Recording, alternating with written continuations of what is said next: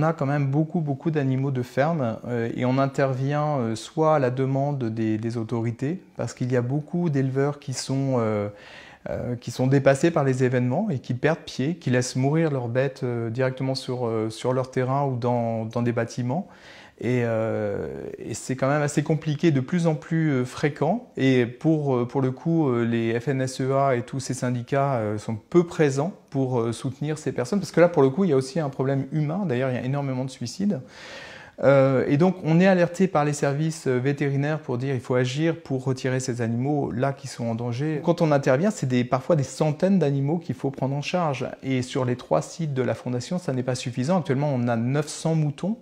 On a 700 bovins, et puis on a 600 chevaux aussi qui ont été sauvés des abattoirs. Donc là, on n'est plus sur les 1000 vaches, on est sur 3000 animaux qu'il faut répartir. Donc on travaille de plus en plus avec des éleveurs qui abandonnent leur activité. Souvent, c'est des fils d'éleveurs qui ont repris la ferme, mais qui n'ont pas forcément envie de s'orienter vers l'élevage, ou des éleveurs qui avaient des petites exploitations et qui mettent à disposition à la fois leur pâture et les bâtiments pour l'hiver, etc. Donc on visite évidemment tous ces endroits, on est extrêmement vigilant.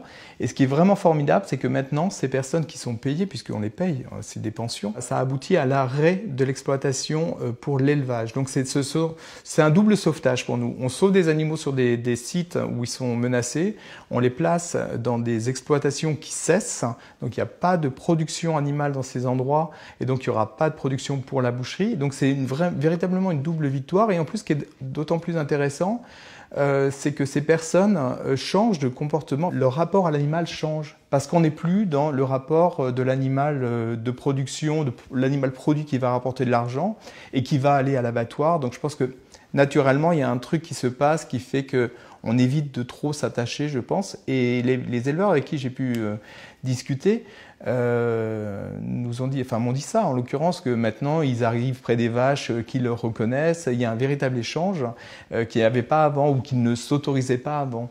Donc ça, pour nous, c'est vraiment une belle victoire de sauver tous ces animaux-là et en plus d'éviter qu'il y en ait d'autres qui soient produits dans ces endroits pour finir à l'abattoir.